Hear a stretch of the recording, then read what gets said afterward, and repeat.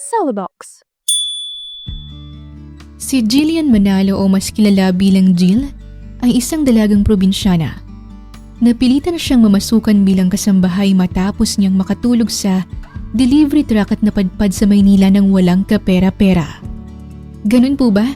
Baka pwede niyo pa pong sisantihin tapos akong ipalit niyo. Masipag po ako. Kahit po kumikintab ng sahig, hindi pa rin ako humihinto sa pagmamap. Samantala, si Jack Ledesma ay isang successful businessman. Sa kabila ng kanyang tagumpay, may matatag siyang prinsipyo kahit pa makalaban niya ang sariling pamilya. At marunong siyang magpakatao, mahirap o mayaman man ang kaniyang kaharap. You are all behaving worse than animals. If this is how you define being wealthy, then I'd gladly choose to be poor. Paano kung pagtagpuin ng isang babaeng piniling iligtas ang sarili at isang lalaking hindi kailanman tumalikod sa tama? At sa mundong kayang durugin ng mahihina, kakayanin kaya nilang ipaglaban ang pag-ibig na nagsimula sa gulo?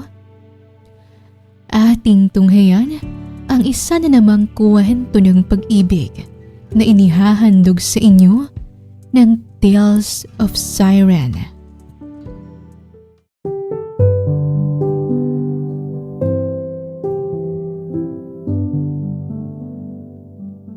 Yes! Natanggap din sa wakas! Halos mapatalon sa tuwa si Jill pagkalabas mula sa loob ng isang convenience store dito sa bahay nila sa Candelaria, Quezon Province. Pakiramdam niya ay para siyang nanalo sa loto, kaya halos mapunit ang kanyang labi dahil sa pagngiti na abot tenga. Tumigil siya saglit at tumingala sa langit. Salamat po, Lord.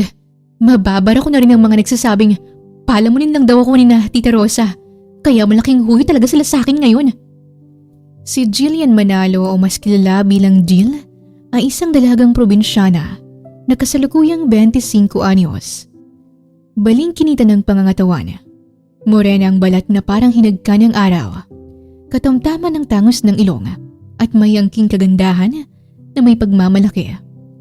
Dahil sa kanyang kagandahan at towering height na bihira sa mga Pilipino, madalas siyang lapitan ng mga talent scout at pageant handler na nais siyang gawing alaga at itrain upang mahinog para isabak sa mga beauty pageant o kaya sa pagmumodelo. Nakikitaan siya ng malaking potensyal ng mga ito. Pero sa kabila ng mga alok, pangakong spotlight at karangyaan, hindi kailanman naging interesado si Jill. Mas pinili niyang manatiling malayo sa mundong hindi niya pinangarap at alam niyang hindi para sa kanya. Habang naglalakad siya palayo mula sa convenience store, hindi niya pa rin mapigilang matuwa. Kailangan kong sipagan para makaipon ako. Tapos makakabili na ako ng sariling bahay. Yung may swimming pool, tapos may malambot na kama. Syempre yung may aircon na rin. Bulong ni Jill sa kawalan habang wala sa sariling naglalakad. O di kaya, makakabili ako ng mamahaling sasakyan para hindi na ako magtitiis sa pagkukommute.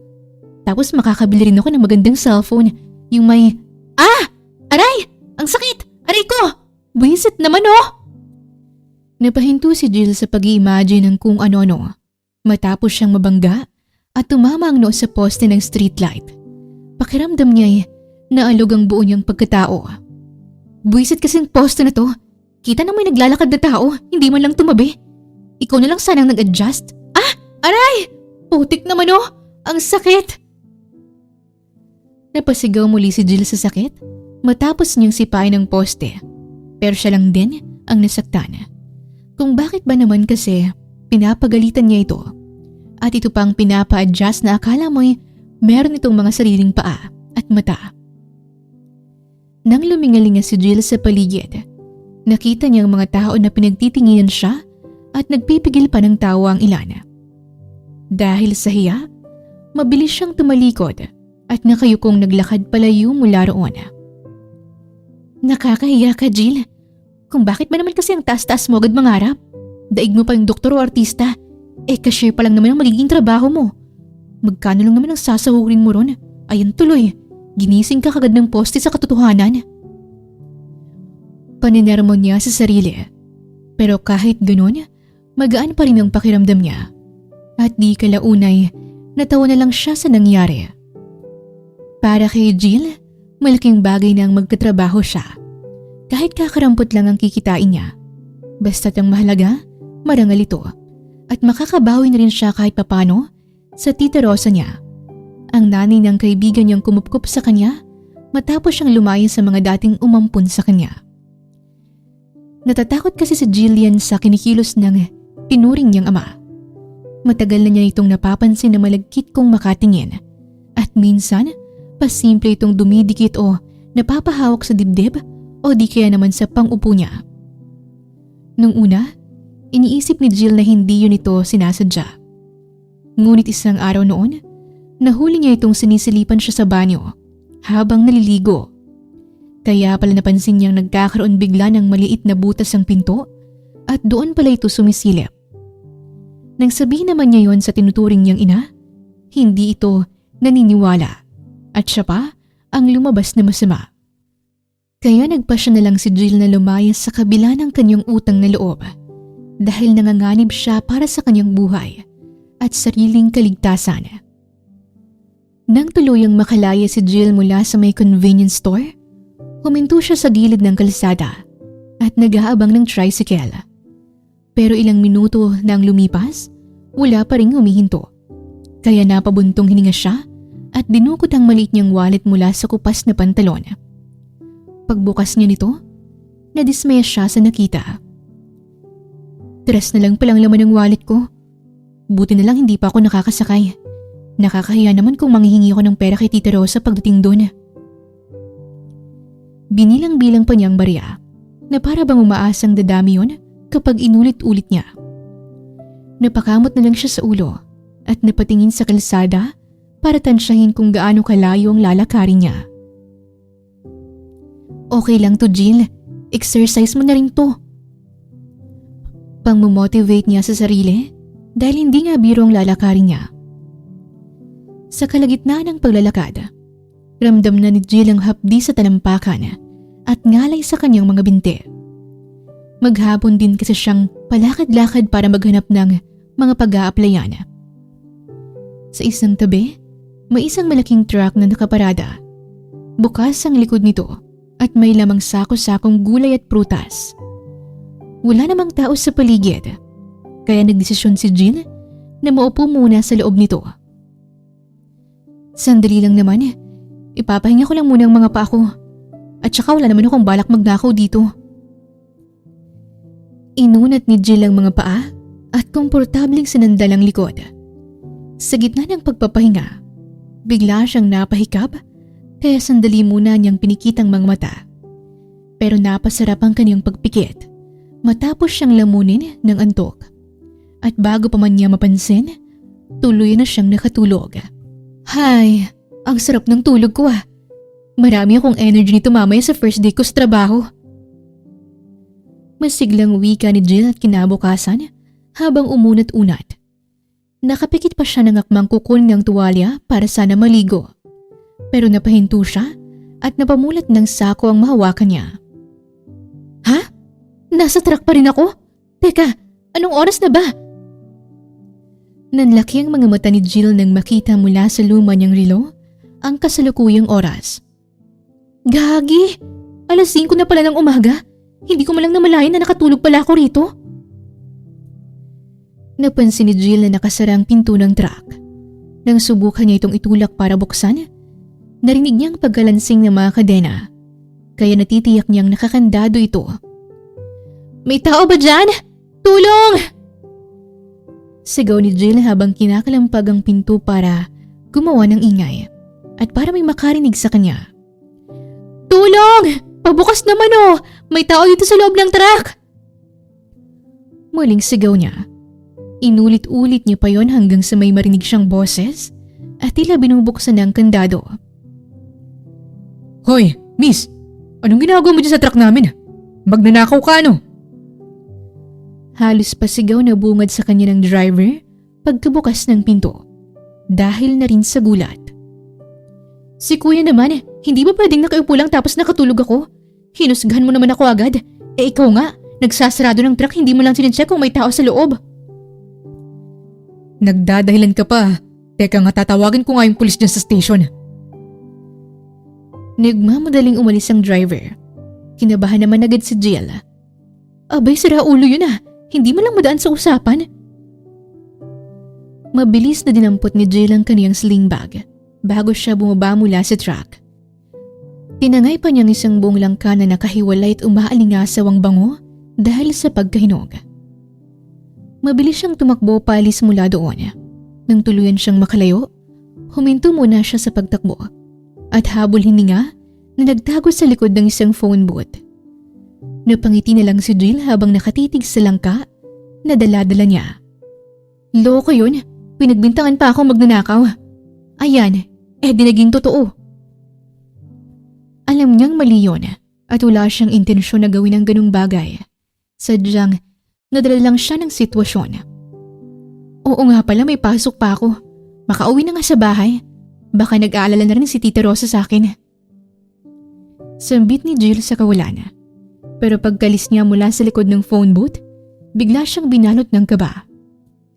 Sandali, nasaan ako? Hindi ganito sa Candelaria.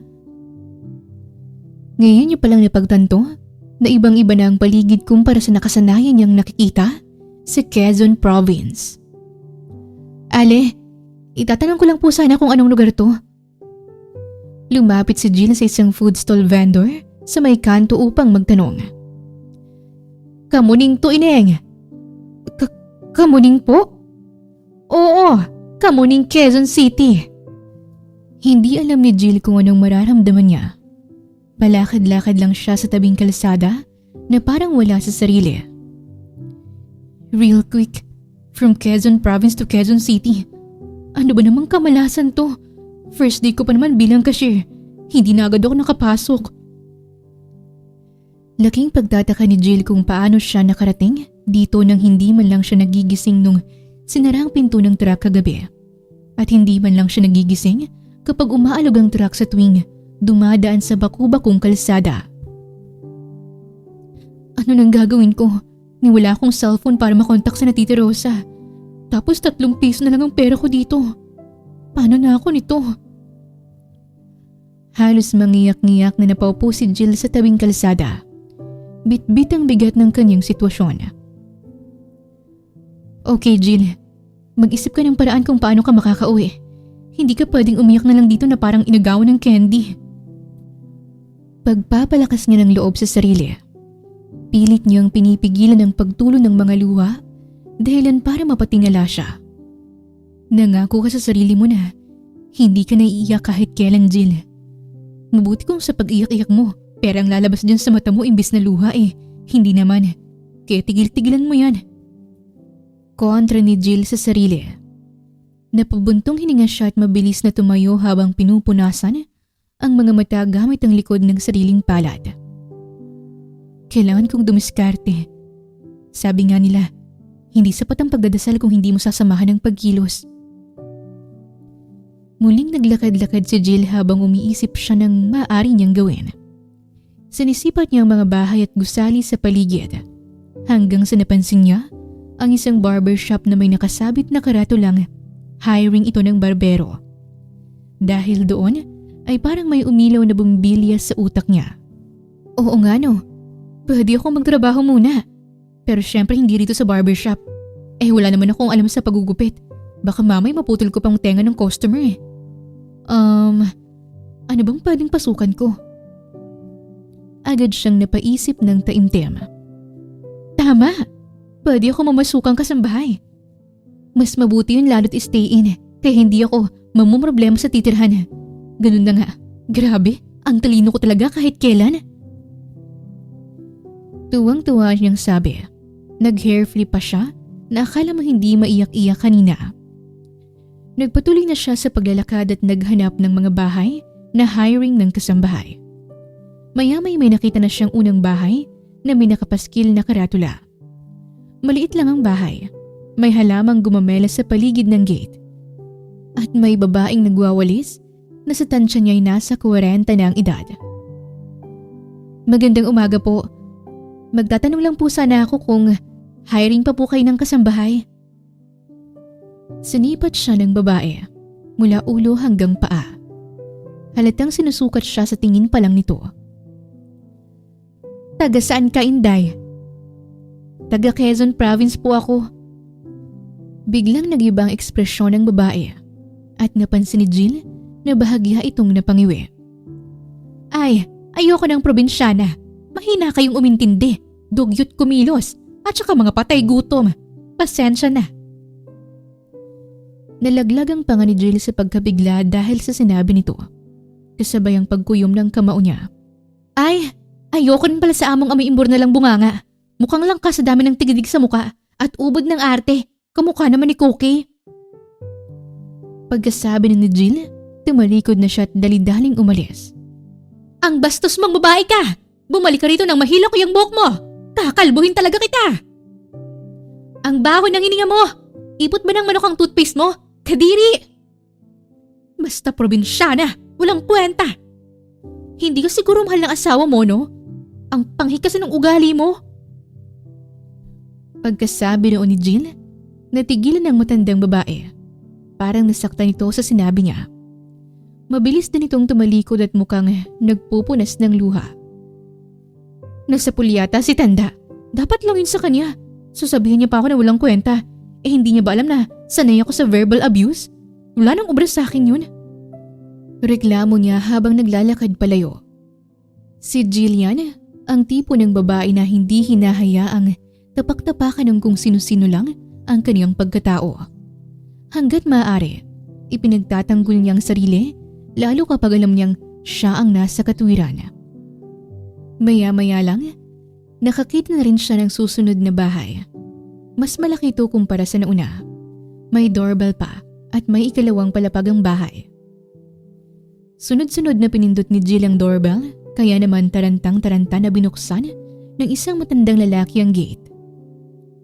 Miss, anong nangyari? Good morning po. Sir, may nakapaskil po kasi rito sa gate na hiring kayo ng kasambahay. Mag-a-apply po sana ako. Diyos ko, Ineng, mag-a-apply ka lang pala. Daig mo pa yung may sunog kung makadoorbell ng sunod-sunod. Aatakihin ako sa puso dahil sa'yo eh. Saway nito sa kanya. Napakamot na lang si Jill sa sariling ulo dahil sa hiya. Ay, sorry po. Nag-enjoy lang kasi ako sa doorbell nyo. Wala kasing ganyan dun sa amin eh. Ay nako, Ineng. Pero nakakuha na kami kahapon ng bagong kasambahay. Hindi lang natanggal yung signage. Ganun po ba? Baka pwede nyo pa pong sisantihin tapos akong ipalit nyo. Masipag po ako. Kahit po kumikintab ng sahig, hindi pa rin ako humihinto sa pagmamap. Maloko ka rin, Ineng, ano? Mas lalong hindi pwede. Baka mabaklas mo pang tiles namin dito. Joke lang po. Sige po, alis na po ako. Salamat po. Pagkatapos nun, sumubok pang maghanap si Jill. Ngunit 4 na bahay nang napagtanungan niya ay wala pa rin siyang napapala. Makakahanap ka rin, Jillian. Tiwala lang. Isipin mo na lang na hindi para sa'yo ang mga noonang bahay na sinubukan mo. Malay mo, inilalaan ka lang ng Diyos sa mas mabait na anga mo, sa mas malaking sweldo o kaya sa mas malaking bahay. Bulong ni Jill sa sarili. Ganoon naman talaga dapat sa buhay. Kahit gaano kahirap o kagulo ang sitwasyon, kahit sa tingin natin masyado ng komplikado ang lahat, palagi nating piliin na maging positibo sa buhay at huwag sumuko sa anumang hamon. Dahil ang taong lumalaban ng may tapang, tiwala at tiyaga, tunay na pinagpapala. Sa kakalakad ni Jill, napadpad siya sa dulong bahagi kung saan maraming puno sa paligid at may isang malaking mansyon na may mataas na gate at may eleganteng disenyo. Ay wow! Ang laki naman ng bahay na to. Dito kaya may pag-asa ako? O baka mas lalo akong ma-judge dito? Pero wala namang signage na hiring sila. Kaya ano pang ginagawa ko rito? Akma na sana nga alis si Jill ngunit napansin niya ang isang matandang babae na nakatayo sa harap ng isang mamahaling kotse na nakahinto sa tabi. Disente ang bihis nito. Sa isang kamay, may hawak itong telepono na nakatapat sa may tenga. Mukhang may kausap. Sa kabilang kamay naman ay may hawak itong handbag na mamahalin ng brand. Puno rin ng matandang babae ng mga palamuti sa katawan na makong tunay na ginto. Teka, parang may mali. Ngunit ang umagaw sa atensyon ni Jill ay ang babae sa likuran ng matanda na mukhang kasambahay nito. Napako ang tingin niya sa kamay ng kasambahay. Kitang-kita niyang dahan-dahang hinihila nito ang wallet na nakadungaw mula sa bag ng matanda. Nang magtagumpay itong makuha, dali-daling binuksan ng kasambahay ang wallet at kinuha mula roon ang libo-libong papel, sabay suksok sa bulsa ng suot na uniforme. Nanlaki ang mga mata ni Jill at hindi niya napigilan ang sarili. "Madam! Magnanakaw ang kasambahay niyo!" Napahinto naman ang matanda sa pakikipag-usap sa telepono at napalingon sa kanya. Pagkatapos ay mabilis itong bumaling sa kasambahay na ngayon ay nakaatras na ng ilang hakbang. "Yan, madam! Tingnan niyo ho! Ninanakawan po kayo ng kasambahay niyo!" "Hoy, miss! Huwag kang bintang ng bintang! Nahulog lang yung wallet ni madam! Pinulot ko na, sinisi mo pa ako!" Katuwir nito sa kanya habang dinuduro-duro pa siya. "Ang galing mong magpalusot ha! Ilang buwan mo yung pinaghandaan. Kitang-kita ka na sa akto, magdadahilan ka pa." "Nako madam, huwag ka pong maniwala dyan. Tingin ko may sira yan sa pag-iisip." "Miss, may patunay ka ba sa nakita mo?" Sa halip na makinig ito sa hinuha ng kasambahay, si Jill nang hinarap nito at tinanong. "Check nyo na lang po ang bulsa ng uniforme niya. Makukuha niyo na ho ang sagot." Hindi po totoo yan, madam. Huwag po kayong maniwala sa babaeng yan." Nauutal na kontra ng kasambahay. Pansin din ang pamumutla nito. Wala nang sabi-sabi na kinapkapan ng Donya ang kasambahay. Hindi naman ito nakakontra pa nang makuha na ng matandang libu-libong pera mula sa bulsa nito. "Paano mo ito ngayon ipapaliwanag, Telma?" Madam, pasensya na po. Nadala lang po ako ng pangangailangan." "Telma, ano po bang kulang sa binibigay namin sa'yo? Ganito pa talagang sinusukli mo sa kabutihang pinakita namin. Wala kaming pagkukulang sa'yo, hindi ba? Ni minsan, hindi ka namin ginutom. Tapos sobra-sobra pa nga sinasahod mo kumpara sa napag-usapan natin noon. Tapos nagawa mo pang pagnakawan ako?" "Madam, pasensya na po talaga. Patawarin niyo po ako. Sobrang nangangailangan lang po talaga ako ngayon. Ginigipit na po kasi kaming magbahid ng kinauutangan namin. Kung hindi raw kami makakabayad agad, yung bahay at lupa po namin ang kukunin." Umiiyak na paliwanag ng kasambahay. Samantala, tahimik lang na nakikinig si Jill. "Sana'y sinabi mo sa akin para tulungan ka namin dyan sa problema mo. Hindi yung ganito ang gagawin mo." "Madam, pasensya na po kayo. Hindi na po mauulit. Huwag niyo po sana akong sisantihin." "Tama na, Telma. May hangganan din ang kabaitan ko. Hindi kita kayang pagkatiwalaan pa ulit." Mariing wika ng Donya. "Madam, parang awa niyo na. Kunin mo na mga gamit mo kung ayaw mo ako mismo magtapon dito sa labas." "Madam, please." Mabilis na hinubad ng Donya ang suot na kwintas. Sabay patong nito sa palad ng kasambahay. "Oh, kunin mo na lang ito. Ibenta mo, isang lamo. Ikaw ang bahala. Isipin mo na lang na pasasalamat ko yun sa 3 taon mong paninilbihan sa amin. Hanggang dyan na lang ang magagawa ko. Hindi na kita kayang pagkatiwalaan pa. Kaya please lang, umalis ka na hanggat pilit pa kitang inuunawa." Wala na itong nagawa. Tahimik na pumasok sa bahay ang kasambahay at halos hindi makatingin kahit kanino. Huminga naman ng malalim ang Donya bago hinarap si Jill. "Ikaw, iha, anong pangalan mo?" "Jillian Manalo po, pero pwedeng Jill na lang po ang itawag niyo sa akin." "Oh, Jill, maraming salamat sa pagsabi mo sa akin sa nakita mo, ha. Hays, hindi ako makapaniwala na magagawa yun sa akin ni Telma." "Wala po yun, madam. Ginawa ko lang po ang tama." Bahagyang ngumiti ang Donya. "Matapang ka at tapat, iha. Ano ang pwede kong gawin para makabawi sa'yo?" Napalunok si Jill at napaisip. Ano kaya kung humingi ako ng pera para may pamasahe ako pa uwi ng Candelaria? Pero nakakahiya naman. Umayos ka nga, Jillian. Kita mo na nga nagsisisante pala siya ng kasambahay dahil sa pera, tapos hihingi ka pa. Reklamo niya sa sarili, sabay ngiti sa matanda. Hindi niyo na po kailangan pang mag-abala. Sapat na po sa akin na natulungan ko kayo. Nako, ang bait mo naman, Jill. Naway pagpalain ka palalo ng puong may kapal. Maliit na bagay lang po yun. Kung tutuusin, ikaw nga po ang mabait. Ginawan ka na nga po ng masama pero binigay niyo pa rin ang kwintas niyo para makatulong. Nga pala, may trabaho ka ba ngayon?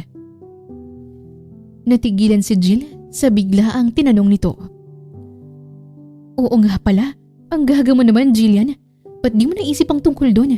Minsan talaga, nilulumot na yung utak mo. Muli niyang pagkausap sa sarili. Madam, sa totoo lang po wala po eh. Naghahanap nga po ako ng mapapasukan kaya po ako napadpa dito. Nakakahiyaman po pero uunahan ko na po kayo. Baka po pwedeng ako na lang ang pumalit bilang bago niyo pong kasambahay. Kung ganon, tanggap ka na agad, Jill.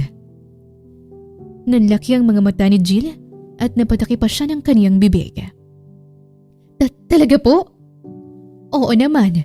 Kailangan ko kagad ng kapalit at alam kong ikaw ang mapagkakatiwalaan ko. At alam mo ba, unang kita ko pa lang sa'yo kanina. Mag-anak kagad ang pakiramdam ko sa'yo. Ang aliwalas pa ng presensya mo.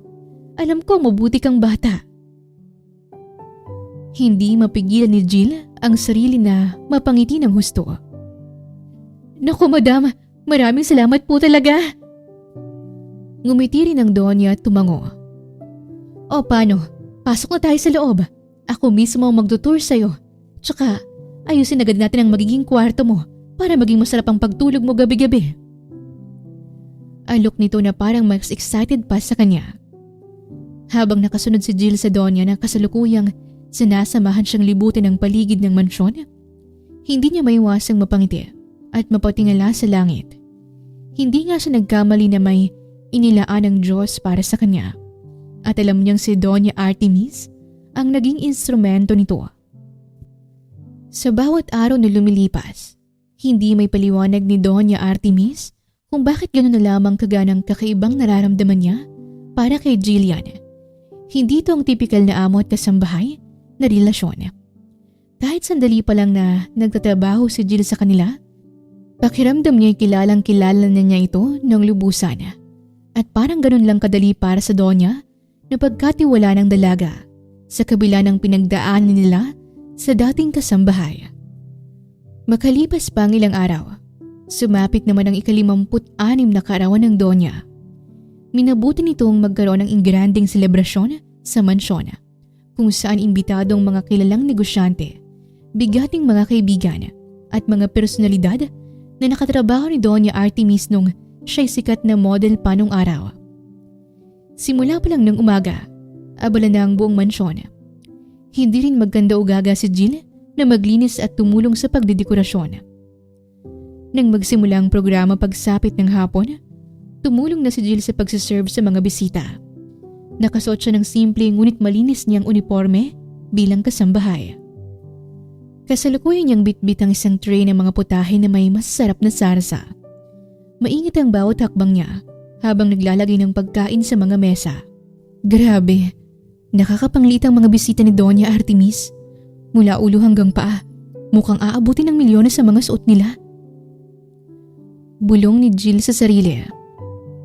Sana balang araw, makamtam ko rin ang tinatamasa nila. Kaya kailangan kong Biglang napasigaw si Jill nang sa isang maling hakbang niya dumulas ang paa niya. Kaya naman nagsiliparan sa ereng laman ng tray.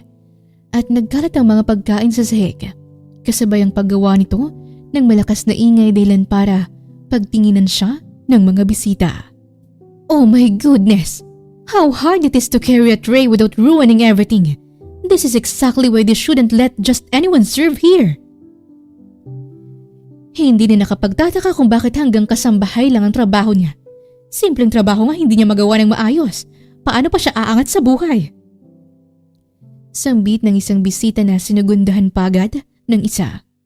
Nasundan din yun ng tawanan dahilan para mapatigil si Jill at labis na namula ang mukha niya sa iya. Pasensya na po. Lilinisin ko rin po ito. Hindi pa siya nakaka-recover at hindi niya pa natatapos ang gustong sabihin nang bigla siyang madulas dahil sa nagkalat na sarsa ng mga pagkain. Kaya naman napaupo siya sa sahig at dumimi na ng tuluyan ang suot niyang uniforme. Kasambahay ba talaga to ni Artemis? Ba't lalampalampa? Kaya nga kung kasambahay ko yan, pandampot ko na yan sa security at pinatapon na sa kangkungan kung saan siya nanggaling. Mangiyak-ngiyak si Jill habang pinagtitinginan at pinagtatawanan siya ng mga bisita. Lalo pa nang marinig niya ang pagungutya ng mga ito na lalong nagpalugmok sa kanya. Hey, dumb bitch, get up. You're not paid to sit there and cry. You better get me some wine. You're embarrassing everyone. Utos sa kanya ng isang bisitang lalaki dahilan para agad siyang tumayo sa kabila ng matinding hiya.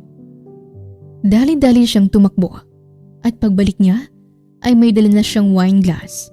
Ngunit nang iabot niya ito sa lalaking nanghingi nito, nanginginig pa ang kamay niya dahilan para aksidente niyang matapunan ng wine ng lalaki at kagad yung kumalat sa suot nito. What the hell? Anong ginawa mo? Hindi mo ba alam na mas mahal pa tong suot ko kaysa sa buong pagkatao mo? Napabalikwas ang lalaki sa kinaupuan at walang paawat siyang sinigawan habang dinuduro-duro pa. Sir, pasensya na po. Pasensya? Of course. Yan lang ang kaya mo. Palibhas at tatanga-tanga ka na. Mukha ka pang walang pinag-aralan.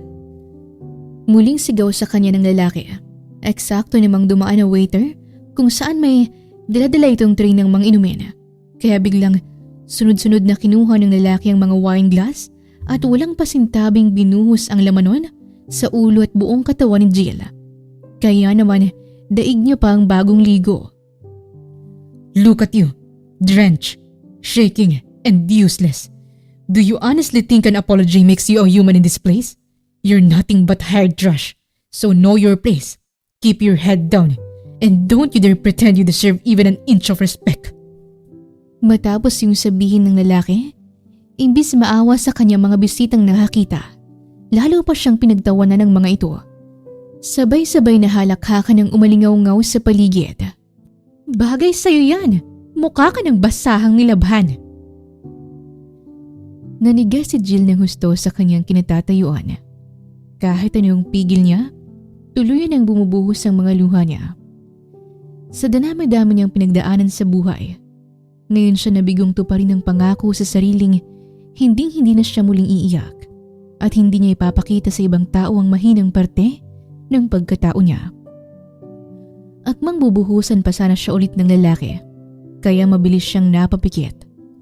Ngunit pinagtaka ni Jill nang hindi siya nabasa at nang dahan-dahan niyang minulot ang mga mata, nakita niyang lalaking nakaharang sa kanya na ngayon ay hawak na nito sa pulsuhan ng lalaking gusto siyang buhusan. That's enough. Step away from her. Mariing sambit ng binata. Natigilan naman ang lahat. Hindi kilala ni Jill kung sino ito. Basta't isa itong matangkad na lalaki. Maayos ang bihis na halatang may kaya rin sa buhay. At meron itong malamig ngunit matalim na mga tingin. You think you have the right to treat her like this? Just because you believe you're above her in life? It doesn't give you any right to humiliate her. Tinulak ng binata ang kamay ng lalaki dahilan para mapaatas ito ng bahagya. Pagkatapos ay isa-isang binalingan ng masamang tingin ng binata, ang mga bisita sa paligid na nagsipagtawanan lang. You are all behaving worse than animals. If this is how you define being wealthy, then I gladly choose to be poor. Matapos yun, lumingon ang binata kay Jill na ngayon ay nakayuko. Hinawakan naman siya nito sa baba at dahan-dahang inangat ang mukha niya. Don't bow your head to them. By their actions, they're the ones who should be looking down, not you. Hindi magawang makapagsalita ni Jill. Ang tanging nagawa niya lang ay tumango habang tumutulo ang mga luha niya. Halika na. Hindi mo kailangang manatili rito. Walang nagawa si Jill kundi sumunod. Inlalayan siya ng binata at sinamahang umalis mula roon. Nang makarating sa may bandang likod ng mansyon, huminto ng lalaki, kaya napahinto na rin si Jill sa paglalakad. Kailangan mo nang magbihis. Mas makakabuti kung maliligo ka rin muna. For sure, malagkit ang wine sa balat. Maraming salamat po sa pagtatanggol mo sa akin. I just did what was right. Just promise, you won't let anyone treat you like that again. Tumango si Jillian. Lumaki siyang palaban. Alam niya yon sa sarili. Pero kanina, hindi niya alam kung bakit parang wala siyang lakas na ipaglaban ng sarili. O dahil masyado siyang nanliit at nilamon ng hiya, kaya hindi niya nagawang tumayo sa sariling mga paa. Sige na, kailangan ko na rin bumalik sa party. Baka hinahanap na ako ni Mama. Salamat ulit. Tumalikod na rin si Jill ng sandaling yon. Pero hindi pa siya nakakadalawang hakbang nang muli niyang nilingon, pabalik ang lalaki. Ano palang pangalan mo? Jack. Just call me Jack. Salamat talaga. Sana magkita pa ulit tayo, Jack. Tuluyan ang umalis si Jill matapos yon para maligo at magbihis. Pagkatapos niyang linisin ang sarili, sandali siyang napopo sa kama at nakatitig lang sa kisame. You're all behaving worse than animals. If this is how you define being wealthy, then I'll gladly choose to be poor. Pilit niyang sinasariwang bawat pangyayari kanina. Ngunit ang labis na tumatak sa kanya ay ang sinabi ni Jack. Niligtas niya ako mula sa kahihiyan kanina. Mabuting tao si Jack. May girlfriend na kaya siya? Kung meron man, ang swerte-swerte niya dahil meron siyang boyfriend na handang promotekta sa kanya. Sa kabila ng kanyang pagmumuni-muni, narinig na niyang tinawag ang pangalan ni Doña Artemis. Kaya natitiyak niyang naglalakad na ito pababa sa hagdan para sa grand entrance nito. Suot ang pinasadya pa nitong gown na ubod ng mahal. Mabuti na lang hindi pa tinatawag si Doña Artemis na mga sandaling nangyari sa akin yun kanina. Ayoko naman na makita niya pa ang kagagahan ko. Baka masira ko pang moment niya dito sa birthday celebration niya. Giit ni Jill. Nang sandaling yun, narinig niya rin na tinawag ng MC ang pangalang Jack para pasalamatan sa pag-assist nito kay Doña Artemis sa pagbaba sa hagdan. Siya kaya yun? Gusto ko siyang pasalamatan ulit hanggat hindi pa siya umaalis. Ano bang pwede kong ibigay sa kanya? Napaisip si Jill sandali hanggang sa bigla niyang maalala ang langkang kinuha pa niya noon sa truck. Ganto kasi ang nakaugalian nila sa probinsya. Dinadaan nila sa pagbibigay ng mga prutas o gulay ang kanilang pasasalamat. Tama, masarap pa naman ang langka. Paborito pa man din yun ni Tita Rosa. Bulong ni Jill sa sarili. Dahil doon, ay dali-dali siyang bumaba sa kusina at kinuha ang hiwa-hiwa ng langka mula sa loob ng refrigerator. Maingat niya itong binalot sa isang magandang kahon at nilagyan pa niya ng ribbon para naman mas magmukhang presentable. Sana magustuhan niyo to. Ito lang ang kaya kong ibigay bilang pasasalamat. Matapos yun, ay hindi na siya nag-aksaya pa ng oras. Hinanap niya kagad si Jack at natagpuan niya naman kagad ang binata sa may pool area kung saan tahimik lang itong nakatayo sa may gilid ng pool habang sumisimsim ng whiskey. Excuse me. Nahihiyang pagkuha ni Jill sa atensyon nito. Napalingon naman kagad si Jack sa kanya. You're done. Are you all right now? Oo. Ano kasi, hinanap talaga kita kasi gusto ko lang sanang ibigay ito sa'yo para formal na magpasalamat para sa ginawa mo kanina. Iniabot niya ang kahon sa binata. Hindi ka na sana nag-abala pa. Wala lang naman yun. Gusto ko lang po talagang i-appreciate yung ginawa mo para sa akin. Pasensya na rin po kasi langka-lang po ang kaya kong ibigay sa'yo ngayon. Biglang nagbago ang ekspresyon ng mukha ng binata dahil sa narinig nito. What did you say? Anong laman ito? Langka po. Ganun ba? Salamat dito Pero hindi mo na talaga kailangang mag-abala pa. Tangkang ibabalik sa kanya ng binata ang kahon, pero mabilis na hinarang ni Jill ang kaniyang palad. Nako, sige na, tanggapin mo na yan. Hindi na talaga kailangan. Ilang beses ka na rin nagpasalamat. Sapat na sa akin yun. Giit nito sabay kuha sa isang kamay niya para ipabitbit ang kahon. Kaya ngayon ay hawak na ito ni Jill. Sige na po, binalot ko talaga to para lang sa... Sabi ng ayoko. Sa kakapilit ni Jill, nawala ng kontrol sa sarili si Jack. Dahilan para bigla siya nitong naitulak at nang mawalan siya ng balanse, ay diretso siyang nahulog sa pool.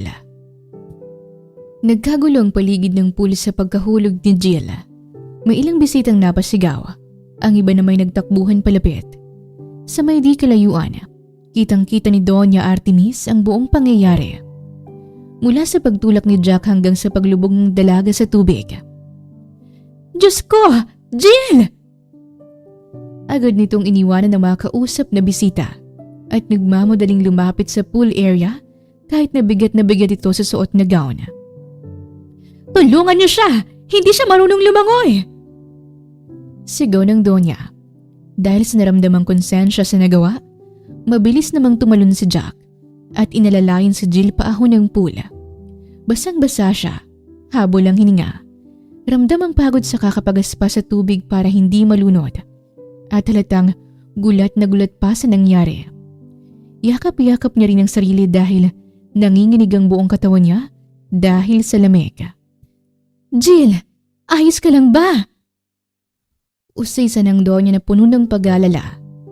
Nagkatingin na naman ang ilang bisita at nagtataka kung bakit gano'n na lang ka-concern ng Donya sa kasambahay nito.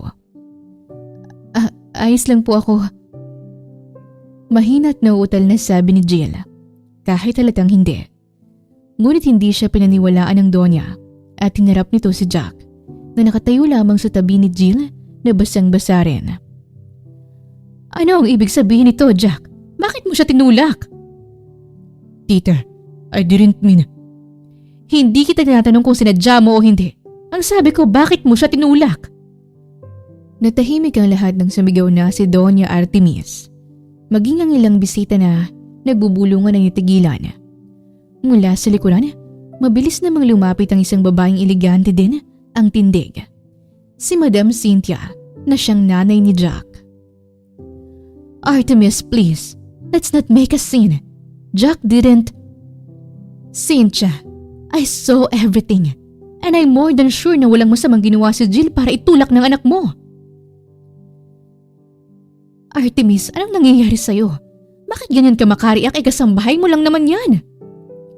Watch your words. I am not like you. I treat the people who work for me as human beings. Never as something beneath me. Nalaglag ang panga ni Madam Cynthia sa sinabi nito. You are so unbelievable, Artemis. Singhal nito bago binalingan si Jill. You! Sabihin mo sa amo mo na hindi ka tinulak ng anak ko! Mom, Tita Artemis is right. Tinulak ko nga ang kasambahay niya. Natahimik si Madam Cynthia sa inamin ng anak. Sinabihan naman ni Doña Artemis si Jill na umakyat na sa kwarto niya upang magbihis na dahil lamig na lamig pa rin siya. Agad naman yung sinunod ng dalaga. Pagkaalis ni Jill, huminga muna ng malalim ang Donya. Pilit kinakalmang sarili bago muling hinarapang mag-ina. Jack, umalis ka muna. Ikaw rin, Cynthia. Ayoko may kaguluhan pang mangyari dito sa party ko.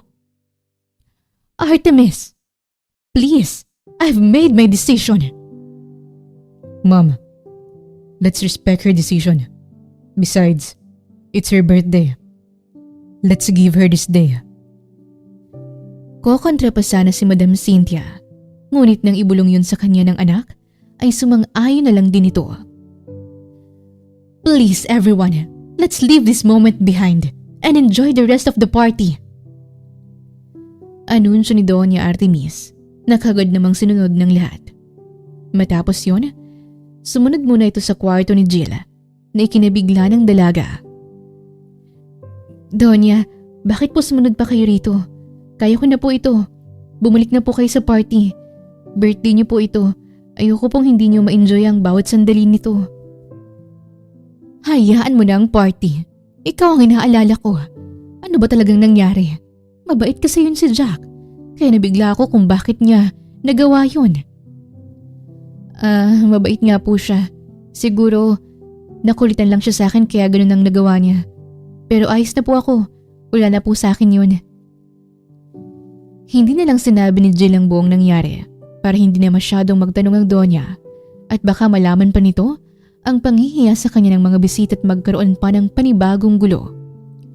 Kotang-kota na siya ngayong araw at ayaw na niyang dagdagan pa yon. Kung sa bagay, ang mahalagay ligtas ka. O siya, magbihis ka na. Piliin mo yung pinakagusto mo doon sa mga pinamili natin nung nakaraan. Ay, hindi na po. Mag-uuniforme na lang po ako. Hindi pwede. Pinayagan na nga kitang tumulong kanina kahit may hinire naman akong catering at cruise.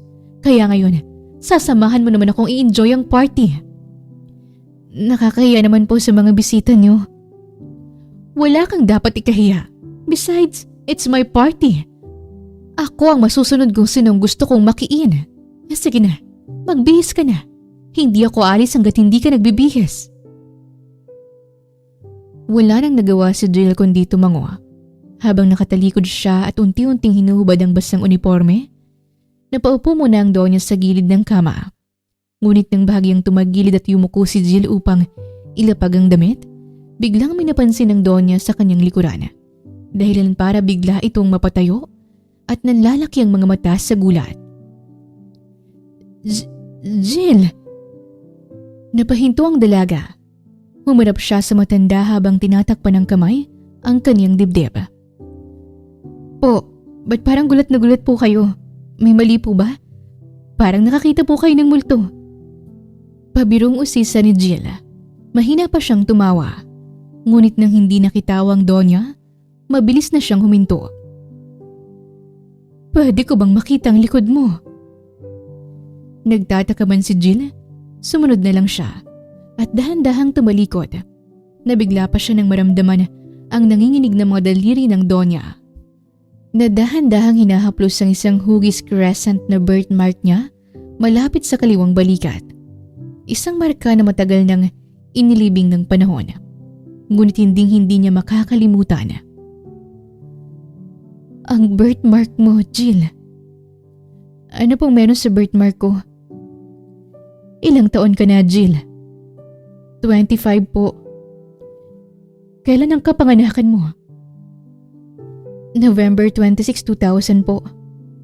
Sagot lang ng sagot si Jill kahit hindi niya maunawaan ang Donya sa mga tanong nito. Parang may humigpit na naman sa dibdib ng Donya dahil sa nalaman. Sinong mga magulang mo?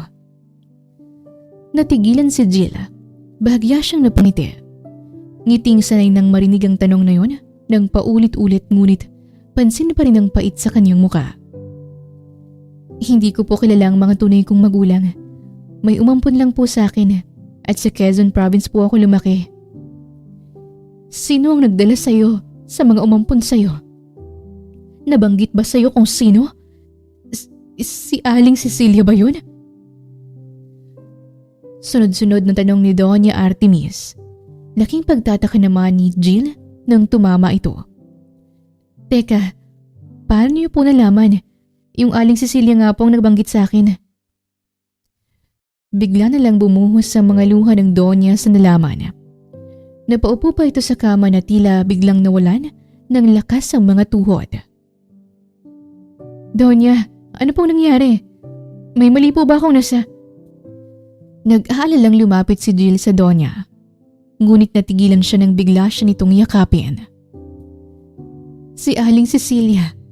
Siyang dati naming kasambahay. Nanlaki ang mga mata ni Jill. Hindi ba nabanggit ko sa'yo na dati akong model? Nung nasa rurok ako ng kasikatan nun, hindi sinasadyang nabuntis ako ng isang tanyag na aktor. Sandaling huminto ang Donya para magpunas ng luha. Pero gustong protektahan ng mga magulang ko ang reputasyon ko noon. Kaya naglihim sila. Pinaniwala nila sa aking namatay ang anak ko pagkapanganak ko. Pero ang totoo, inutusan nila si Aling Celia na ilayo ito sa akin at ipaampun sa iba. Nanlamig ang buong katawan ni Jill sa mga nalaman niya. Dahil sa gulat, hirap siyang iproseso ang bawat detalye. Ano pong ibig niyong sabihin?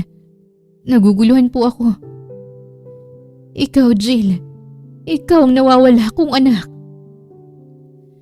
Napailing ang dalaga. Pilit niyang inuunawa ang lahat. Totoo po ba to? Nagkakamali lang po yata kayo. Hindi, Jill. Alam ko't ramdam ng puso kong ikaw ang anak ko. Kaya ganun na lang kagaan ang loob ko sa'yo. Ang sinasabi nilang lukso ng dugo at ang birthmark mo na yan. Yan mismo ang eksaktong marka na nakita ko nung maliit ka pa bago ka inilayo sa akin. Napatakip ng bibig si Jill. Halo-halong emosyon ang nararamdaman niya sa mga sandaling ito. Kung ganun po, bakit hindi niyo po ako hinanap? Ang daming taon na pong lumipas. Pero bakit hindi niyo po ako hinanap? Muling tumulo ang mga luha ng Donya. Sinubukan ko, Jill. Anak, sinubukan ko. Pero huli na ang lahat. Nang malaman kong buhay ka pa pala, huli na ang lahat dahil patay na si Aling Cecilia. Hindi ko alam kung saan ka hahanapin. Tumahimik ang kwarto. Tanging hikbi ng dalawang puso na parehong sugatan dahil sa nakaraanang maririnig. Patawad, anak. Patawarin mo ako kung kinailangan mong lumaki nang wala ako. Hindi ko gustong mangyari sa atin to. Kung alam mo lang, halos gabi-gabi kong iniiyakan ang abo ng batang hindi ko naman pala anak. Handa akong iwan ang kasikatan nun para sa'yo. Pero pinagkait ka sa akin ng mga magulang ko. Patawad, anak. Hindi makapagsalita si Jill. Ngunit ngayon ay malinaw na sa kanyang lahat at naiintindihan na niyang biktima lang din ang kanyang ina. Kaya niyakap niya ito ng mahigpit. Kaya pala ganun na lang din kapanatag ang loob niya sa tuwing kasama niya ang Donya. Dahil ito pala ang nanay na matagal na niyang hinahanap-hanap.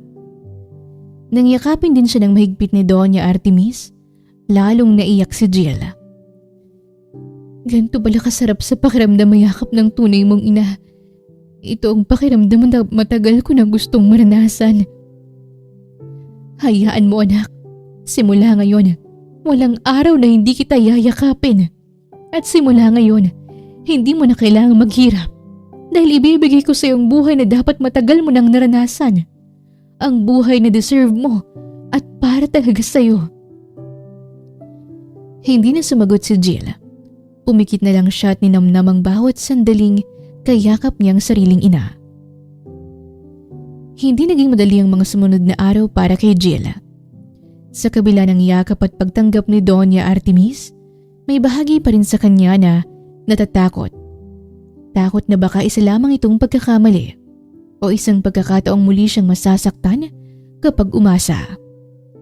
Kaya nang imungkahin ng Donya na magpa-DNA test sila, hindi na siya tumutol pa dahil gusto na niyang mapanatag ang puso.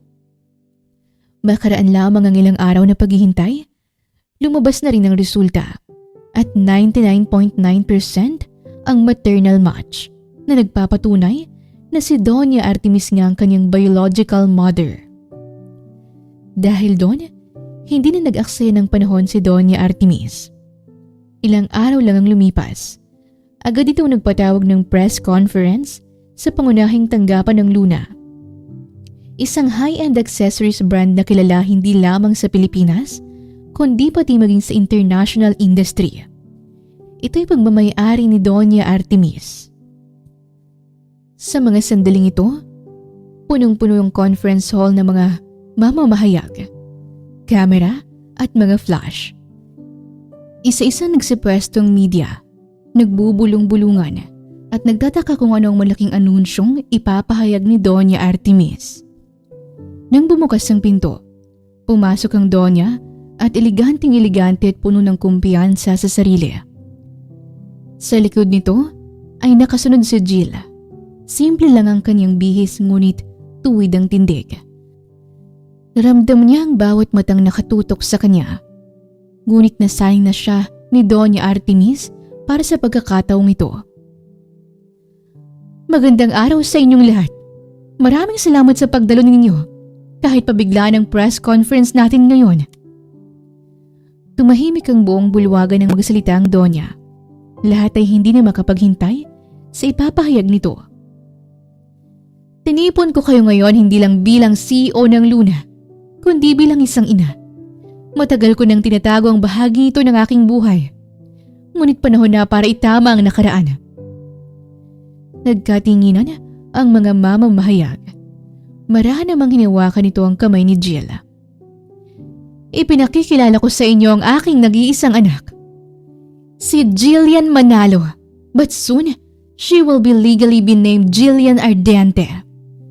Lahat ay nabigla sa nalaman, kaya sumabog ang mga bulungan sa loob ng hall. Sunod-sunod rin ang pag-click ng mga kamera para tiyaking may record sila sa opisyal na pahayag ng pag-amin ni Doña Artemis. Doña Artemis, totoo bang siyang biological daughter niyo? Tanong ng isang reporter. Yes, at para malinaw sa lahat, sumailalim kami sa DNA testing sa isang accredited medical facility. Positibo ang resulta at nagpapatunay ito ng aming biological relationship. Sa katunayan, nasa amin ang mga opisyal na kopya ng resulta. Mira, please distribute the result and make sure everyone gets a copy. Kumpiyansang tugon ni Doña Artemis na nasundan ang kanyang pag-utos sa kanyang sekretarya. Bakit ngayon lang po siya pinakilala? Sunod namang tanong ng isa pang reporter. Huminga naman muna ng malalim ang Donya. Dahil may mga desisyong ginawa noon para iligtas ang reputasyon ko. Ngunit kapalit noon ang pagkawala ng anak ko. Isa yung pagkakamali na habang buhay kong pagsisisihan. Muling humarap ang Donya kay Jill. Kaya simula ngayon, wala na akong itatago pa. Ano po ang magiging papel ni Jill sa Luna? She is set to take over as CEO and serve as the new face of Luna. Miss Jill, handa ka na bang tahakin ang bagong yugto ng buhay mo? Tumayo ng tuwid si Jill nang siya nang tanungin. Bahagya siyang tumikim bago nagsalita. Handang-handa na po akong gampanan ng bagong tungkuling binibigay sa akin. Hindi ko po ikakaila na malayong mundo na kinalakihan ko sa mundong ginagalawa ng Luna. Pero handa po ako matuto, magsikap, at patunayan na karapat dapat ako. Hindi lang bilang tagapagmana, kundi bilang isang responsabling anak. Matapos yon, ay tumingin siya kay Doña Artemis. At alam kong kakayanin ko to. Dahil nandito ang mom ko para gabayan ako. Ngumiti naman ang Donya, puno ng pagmamalaki. Nagpalakpakan naman ang mga tao dahil sa kanyang husay sa pagsagot. Doña Artemis, may tanong po kami tungkol sa nangyaring insidente sa birthday celebration niyo. Kung saan napahiya si Jillian, nakasalukuyang kasambahay niyo siya noon, bago niyo nalaman na anak niyo pala siya. Biglang naging seryoso ang mukha ng Donya. Nakarating nga sa akin ang buong nangyari at nais kong linawin ito. Hinding-hindi ko pinahihintulutan ng anumang uri ng pambabastos, pangmamaliit o pang-aabuso sa loob ng aking pamamahay. Lalo na sa mga taong tapat na nagtatrabaho sa akin. Bahagyang tumigil ang Donya at mariing tumitig sa kamera. Sa harapan niya, na tila ba may kinakausap siya dito ng harap-harapan. Kaya simula ngayong araw, nais kong iparating na pinuputol ko na ang lahat ng kontrata, investments at koneksyon ko at ng Luna sa mga taong sangkot sa insidenteng yun. Kasabay nito, kausap ko na rin ang abogado ko upang alamin kung anong mga legal na hakbang ang maaari naming gawin laban sa kanila. Nagkagulatan ang mga mamamahayag sa kanyang ibinunyag. Let me be absolutely clear. There is no room in my life, in my business, or in anything I oversee for people who show no respect for others. Those who think they can step over others, humiliate them, or act as if the rules don't apply to them will find themselves completely cut off, stripped of influence, and erased from everything I am building. I will not tolerate it, and I will not apologize for it. Nasundan pa yun ng ilang mga tanong. Sa huling bahagi ng press conference, napuno ang hall ng malakas na palakpakan. Sunod-sunod na flash ng mga kamera at mga mabulaklak na papuri. Salamat sa inyong lahat. At mula ngayon, hindi na lamang pangalan ng isang brand ang Luna. Para sa amin, ito rin ay bagong simbolo ng katotohanan, dignidad at pamilya. Doon na natapos ang press conference. Habang naglalakad sila palabas ng hall, huminto muna sandali si Jill at hinarap ang ina. Mom, salamat po. Hindi mo kailangan magpasalamat, anak. Ito matagal ko nang dapat ginawa. Sa sandaling yon, nagsimula ang bagong yugto ng buhay ni Jill.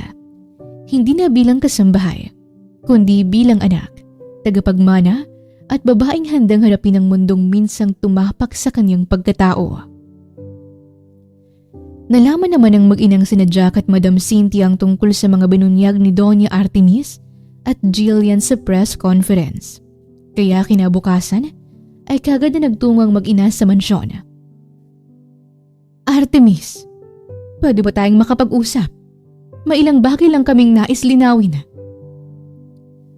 Bungad ni Madam Cynthia.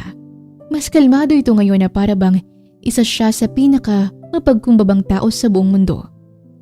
Bahagya namang nagtaas ng kilay ang Donya. Sandali lang, pumasok muna kayo sa sala. Pagkapasok ng mag-ina at naupo sa malalambot na sofa, eksakto namang pababa na ng hagdan sa Jill at tahimik siyang naupo sa tabi ng ina.